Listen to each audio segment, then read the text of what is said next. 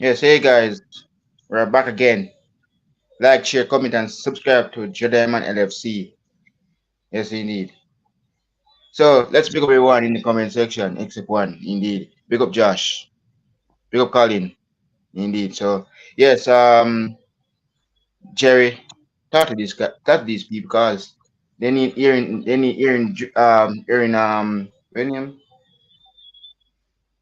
yeah, talk to them, bro.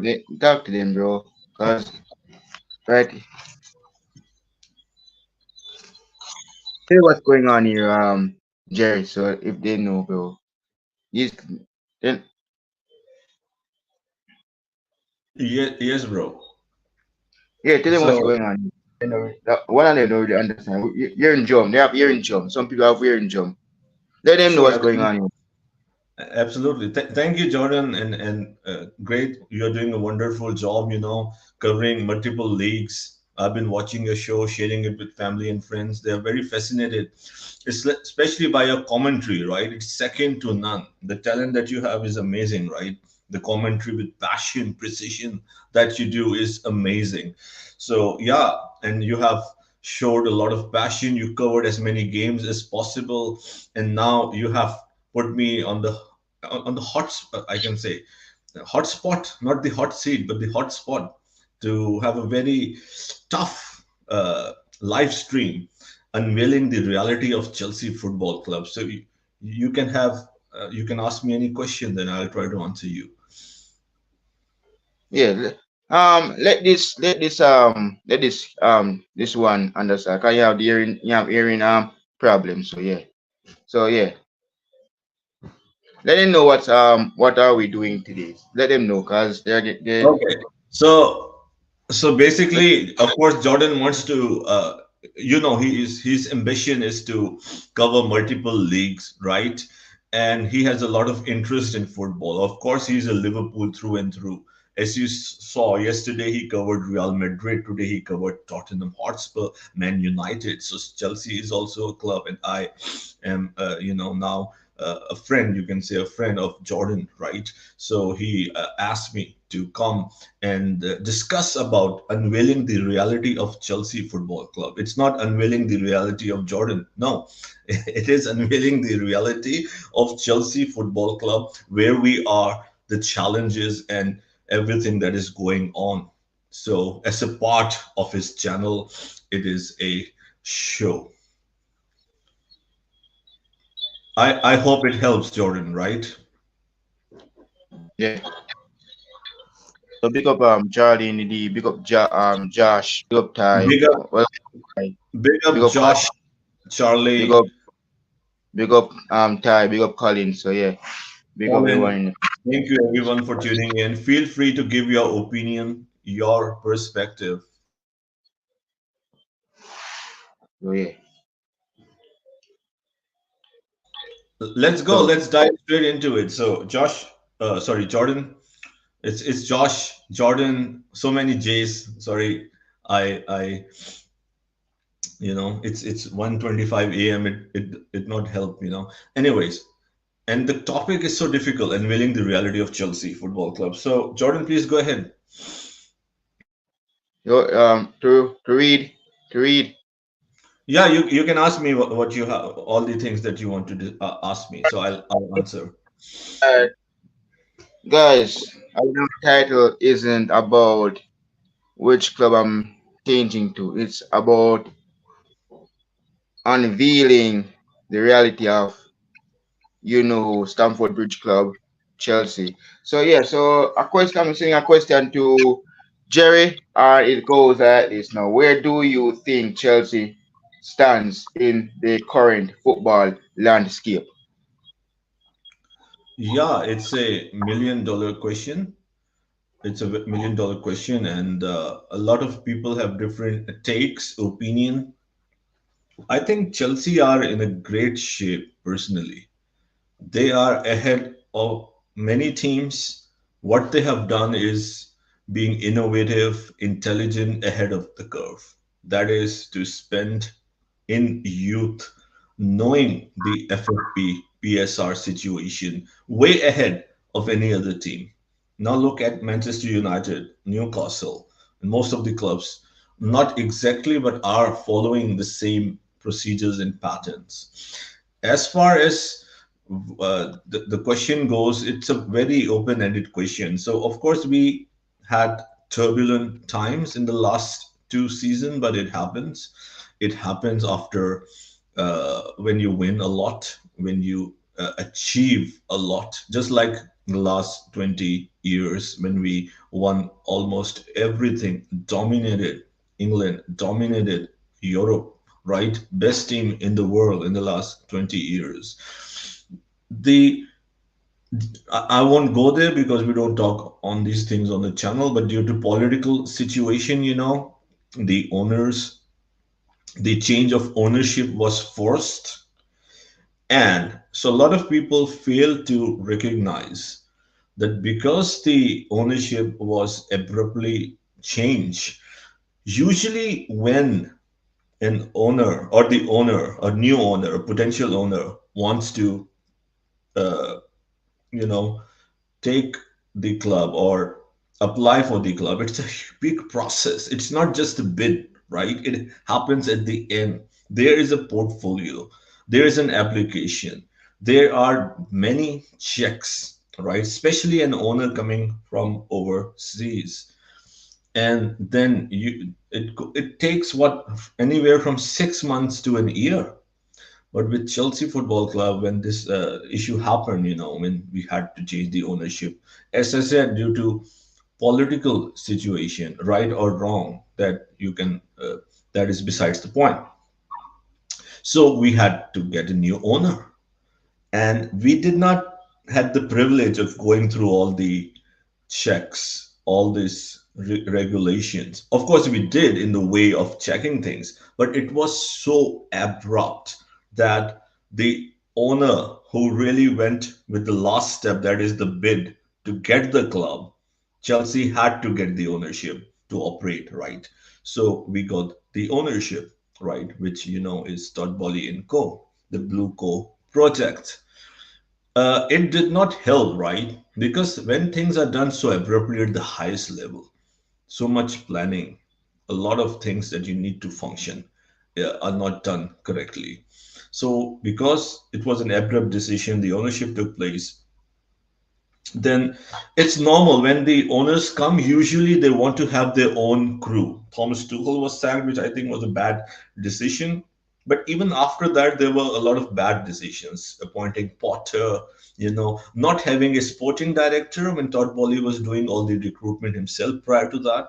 So I see this the first year, 2022 to 23, as a normal, uh, you can say, curve of a new ownership who have to deal with change, an unexpected change, right?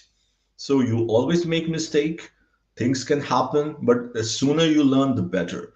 Starting from January 2023, just after this, the second recruitment, this they had a very structured approach of youth, right? Of wages, of what they want to do. We can agree or disagree, but the most important thing or the plus point for Chelsea Football Club is that the owners have a very defined methodology, a, a system at place, investing on the youth, working in the principles with the FFP PSR. So that's what they have done. So it has been a turbulent situation, but they have invested. They have got the most of the best young players from across the world, and they, in my opinion, in that context, they are ahead of the curve. So I think Chelsea football, as much as performances are not there on the pitch yet, they are in a good shape. Yes, indeed. Why do some people believe Chelsea is in a bad state and predict a mid-table finish? Yeah, that's a very interesting question. In the last 2 3 days, Also, in our show we did on Miss Melina's show, prediction show, right? With Moss and all your friends, you were there as well. A lot of people are not expecting Chelsea to do well, and many Chelsea fans as well. And the mainstream, which I saw, the BN Sky, BBC, sorry, it's alarming that a vast majority of people are expecting a seventh to tenth finish. Well, everyone has their own opinion, the way they analyze, but I disagree with that. Look, anything can happen. Liverpool can win the league. Chelsea can finish 10th. Chelsea can finish second. Bournemouth can finish in the top four. Crazy things can happen. That's one thing, right? But I don't think so that we are in that state that we will finish mid-table. I don't see that happening. If anything, this is a good time after the turbulence, right? After the thunderstorm, this is a great time for Chelsea to move forward. They have done, they have invested in the youth. They have got 80%, at least 80% of the correct players, in my opinion. And this team is not new anymore. They are gel, they are well rehearsed from the last season. We have two Euro finalists, Kukorea and Cole Palmer. We have Enzo Fernandez, who has won the World Cup. We have one of the best right backs, UCL winner Reece James, right, and Kunku, who played for France. So there's a lot of quality and experience. It's not that experience. Big up, Rosie. Thank you for tuning in to a midnight show. So, a lot of people, in my opinion, who think that Chelsea will finish mid-table, uh, what I have observed is to do with the last two seasons, and they think that the team is full of youth. They don't have experience to that, which I already addressed. I disagree to a larger extent, and because they replace Pochettino with a very, I won't say young, but he's young, but more than young, and inexperienced manager at the highest level, Enzo Maresca. So putting all these variables, the thought process out there, or the concept or the belief out there, is that Chelsea will finish mid-season, mid-table. I think we will surprise a lot of people. I don't think that we will win the league. We have a shot at top four. Will we make the top four or not? Yet to be seen. So to answer you, I disagree, but yes, I do understand this is perhaps the last season of the rebuild. Of course, this is a 5-year project. When I say the last year, I mean the last year to really get all the nuts and bolts at the right place and to compete and to start competing from next season. Yeah, indeed, Fox, indeed, Gary. What's your take on Chelsea recruitment strategy on recent signings? Yeah, yeah, Pedro Neto. So anything? So what thoughts on that as well? Recent signings, I would say Pedro Neto, amazing player. We know what he did with Wolves, especially in his breakout season 2019-2022, when he was regarded as one of the best young players, or the player, or the next player of the Premier League. We know injuries did not help. He played 111 games, which is like 3 seasons, 2.5 seasons in the last 5 years. This is a bit concerning because we don't want any more injury, but we know his quality, and we are lacking that on white spaces. We can see against the game, against Manchester City when he came, we can see the quality, right? Just on his debut. So that I think is the best signing in my opinion. Tosin is a decent signing. KDH, I'm a bit concerned. I think it's more to do with Enzo Maresca and fitting his philosophy and style because they work together at Leicester City, but hope it works. Mark Gu, who played for Barcelona a few games and was involved with Barca B and under 21, very physical, is great it's great in holding the ball up, and linking. He plays as a striker, of course. He's 18 years old. He's still very young, very physical, but he's a great striker. I would love him to get a chance if we don't sign a Osimhen or any other striker. I think he could be the future for Chelsea, as we have seen already his performances, as I said, in under 21, even in the preseason with Chelsea. As I said, he's very physical and he can really hold up, link up very well, and is great with both feet. So these two signings, Magu and Pedro Neto, for me are very interesting signing, and even the likes of Nkunku, who played what 15% of the season last season. I mean, he played just 15%.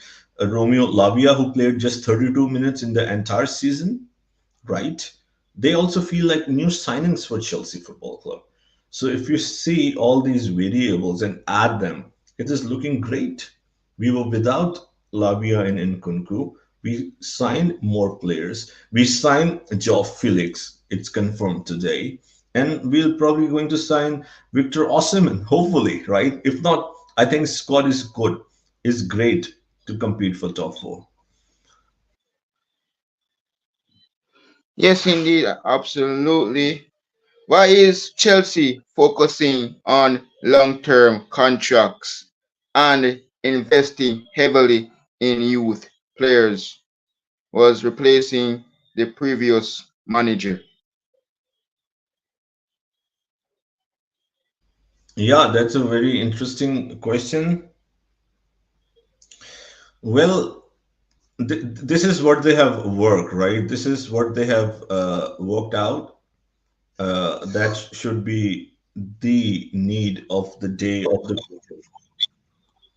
Sorry, maybe there is an echo from the back. Can you check? No, not me. It's not me. It's not me. Okay, It's not. okay, It's not okay. from me. So, I will uh, have. no, it's okay. So, yeah. So investing in the youth, right? We know the model that worked in US that they used was pretty much similar. That's why they have this huge criticism and backlash from the fans that why are you using a system that primarily worked in the US sport, which was very successful. It helped them over the years to be consistent and compete at the highest level. Well, I think personally, look, I like this. I like this idea, this philosophy. First, to address why.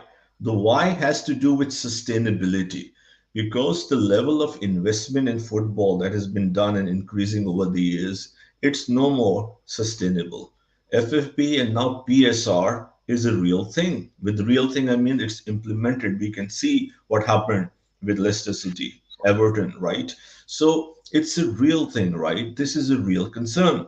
So they have worked very well analyzing the data. People don't understand that. We are focusing totally on the sporting aspects. If you have to run the club and be successful, it's very important in this time, maybe to take two steps backwards, but to sustain, right? To have everything at place. So the investment they are doing, not only is sustainable, having players on long-term contracts and with a very defined and capped wage structure. So it's all there to protect the club, not just in the terms of people think that they are thinking just to make money. If the club would be in great shape, if the club is operating right, so it will be easier to have success on the pitch. You don't have to worry for a transfer ban or an FFB issue. So these are important components. And then moving forward, as I said, not many clubs would be willing to pay huge salaries for the players. So this is also very important, right? So in that regard, I completely agree. And this is a very good philosophy. As I said, Chelsea has done that. Other clubs will follow, right? So we are ahead of the curve. May not be on the pitch, but off the pitch in terms of everything, the organization, the structure, the recruitment, the policy. Chelsea has, I think, Chelsea have won, right? In my opinion, As far as result goes, of course, it's a process that will take time. But I believe it's just one more season and we will be able to compete. Where my you can say you can say criticism or my desire is that at the same time, whatever system that they have, which I explained, they can be still a bit ruthless and can still sign one or two players of the highest quality who can give you the result right now. If they can do that, we can compete right away. But there's so many permutations and combinations to that. So overall, it's better for football club like many other owners of different club. They're all over the place, right? The fan base is not happy what the plan is, what is the vision, what is the philosophy. So, with every what, how, and when, Chelsea fans have all the answers. It's very transparent, it's very clear. The one thing left is to win the title, is to compete at the highest level, which I think will come soon. Yes, indeed. With Pochettino, a good, yeah, good decision, yeah. And also, what is your thought on Enzo Maresca as a manager? So yeah, playing which Chelsea player should fans be watching closely this season? Uh, my thoughts on Enzo Maresca, right? Yeah, And what did you ask at the end? Sorry, can you repeat? as a manager, playing style and tactical approach, which Chelsea player should fans be watching closely this Okay, season? so my thoughts now I have warmed up to Enzo Maresca. The season has begun. I'm a fan, so I have warmed up. My initial reaction was not so positive on Enzo Maresca. I personally wanted Hansi Flick or Julian Nagelsmann to be the next Chelsea manager. Talking about May of this year when Pochettino was replaced. Yeah, Yeah, Pochettino. sorry, I was taking a sip. I'll continue. Don't worry. Come on. So coffee is important, you know. Uh, so Enzo Maresca, my reservation a few months or weeks ago, and even to an extent right now, is that because I work with evidence based. My whole work is evidence based, right?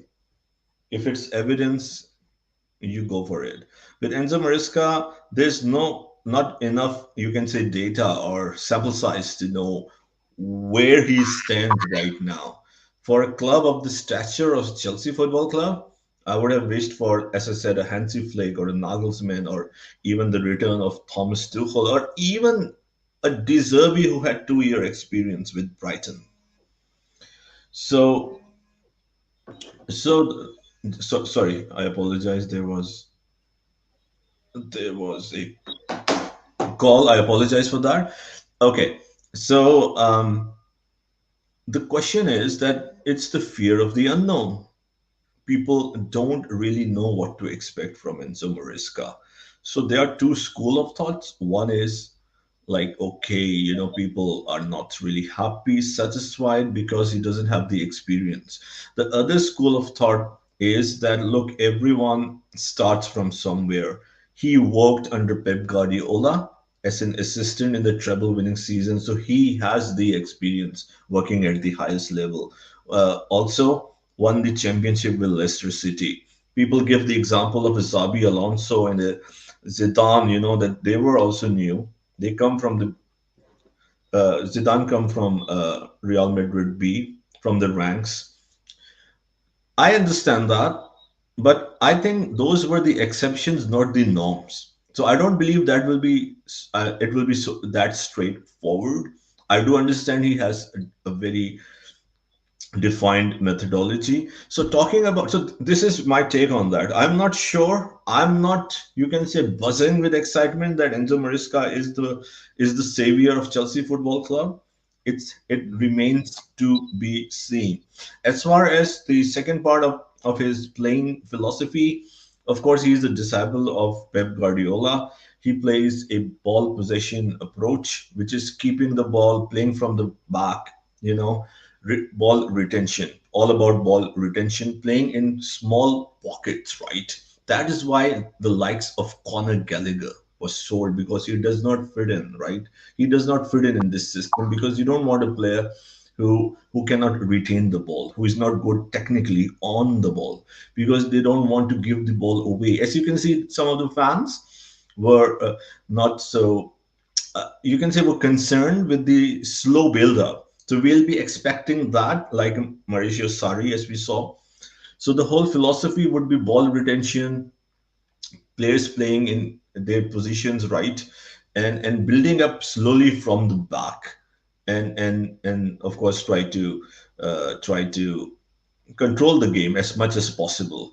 The downside to that could be that there could be times in the game where the game will be slow. There would be times that you would have the ball retention, but it may be meaningless, as we saw against Manchester City. Hello, hello, my Namic. Thank you for That, tuning in. that's one of my fellow Jamaica YouTuber. Yes, that's one of my fellow Jamaica. What's her name? See, it's man, it's My Namic. there. Okay, There's okay, that's the name. I thought it's just a brand. Okay, so yeah, big up, Dynamic. Thank you for tuning in. So the downside is on the counter, right? We can be open on the counter if we are very high on the pitch, right? So okay, thank you for that message. Thank you. Yeah, absolutely, absolutely. I appreciate that. Big up, Ozin. Big up, big up. I'm humbled now, right? I'm humbled. So yeah, thank you, I appreciate it. So yeah, the downside, as you can see, with against Manchester City, we were wide open, right? If you have the ball, you build up slowly, you will be far fetched at times. In fact, it could be most of the times you're open at the back. You would really require your full back, especially, to have the positional awareness and not be too committed, I mean, not committed too much forward, right? So these areas, they might sound easy as we speak. Okay, we need to do this or we need to do that, but on the training pitch and on match game day, it's something you need to do. You need to maneuver, you need to display, and it's not that easy, right? But the upside is it may take time, but this philosophy, if the team are well rehearsed and can play this style, then most likely it's a combination of philosophy that will give you result over sustained period of time, you know. And the player you said to watch out for, yes, I think, in yes, my in, opinion, Moises Caicedo, because he's great with the ball, he's amazing with the ball, he's technical, it will help his play. Enzo Fernandez too, because he was not utilized very well under Mauricio Pochettino. He was playing as a 10, although he was playing high also yesterday against City.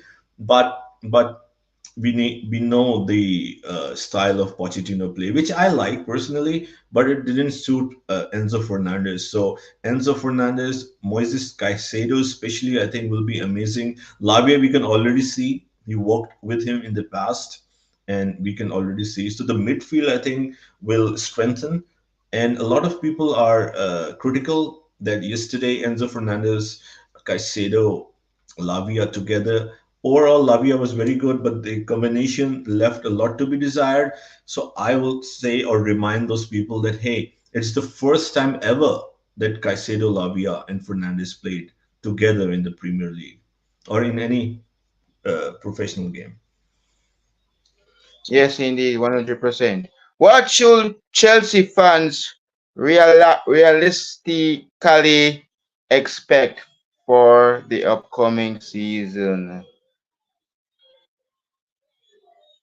So yeah, Yeah, that's a very tough question. I think minimum we should expect the top six at least to maintain what we did last season. That will be the minimum expectation. It shouldn't be anything below that, in my opinion. I think the goal will be to go and get a top four back to UCL. So And the belief in the Chelsea fan base is, of course, to get a top four, but at the least, what we are expecting is some real, tangible progress, development this season, footballing development this season. If we can get a top four and a cup, that will be great, right? But we want this season to yield results in the upcoming season. We don't want another season that would go in no direction, that we change a manager at the end of the season or we build up again from the scratch. So, most, yes, a top four would be welcome, is something that the Chelsea fans are craving.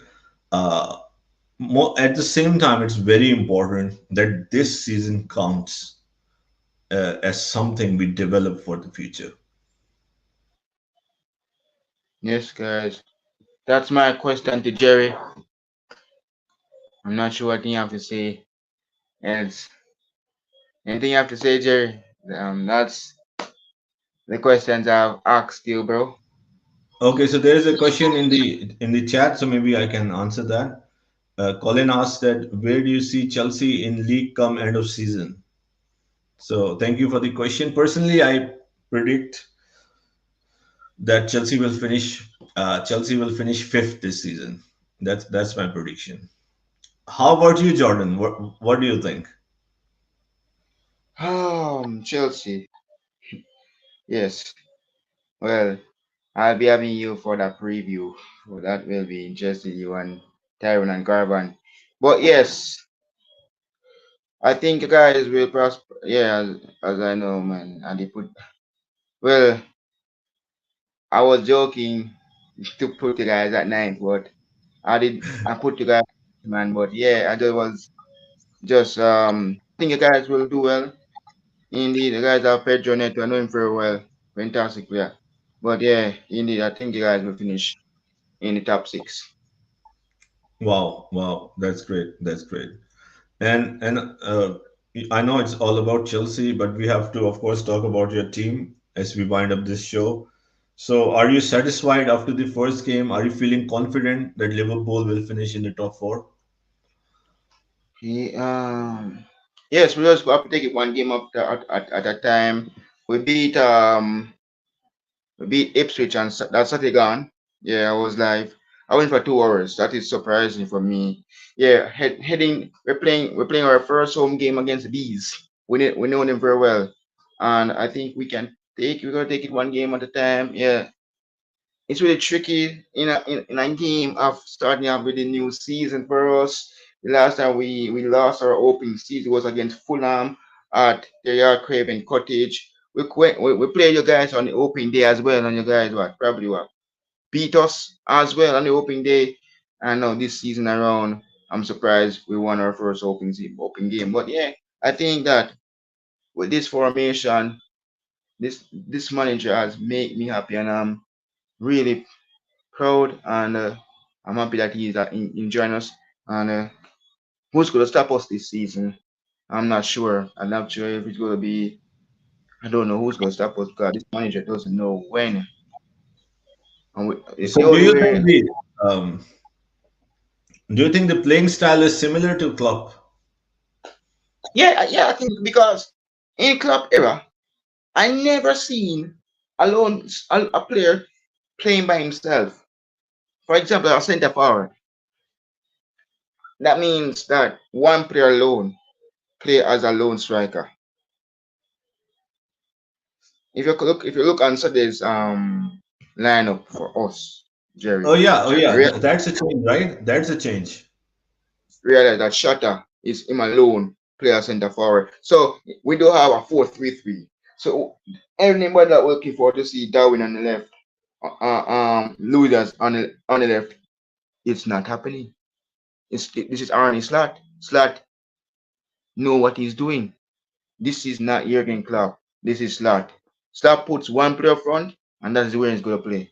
If he's going to rotate center forward, for example, if he not start Shutter, he's going to start Darwin Nunes. And I think that on against Brentford, he's going to start Darwin Nunes, rest Shutter because Shutter starts against Ipswich Saturday again. So we're probably going to just do not trouble where who played there. So we're probably going to use Darwin Nunes. And we're just using one player for each game. Like, yeah, we're gonna use them at that time. So yeah, I'm looking forward that we can probably we can get the job done against Brentford on the weekend. Yeah, that will be a great game. Of course, our game against Wolves will be very tricky. So, which game or what games are you really excited for on this weekend? This weekend, for me especially the rivalry to you last man. Look, I think for me especially is we beating the bees at home, Brentford.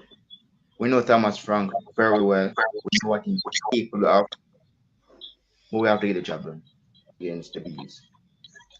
We saw them. We saw them on Sunday. We saw them Sunday gone against Palace. What happened? Yeah, they won that game 2-1. And So Palace, for the sorry, yeah, 2-1. yeah, we won. Yeah, Palace, Brentford won that game 2-1 on Sunday gone.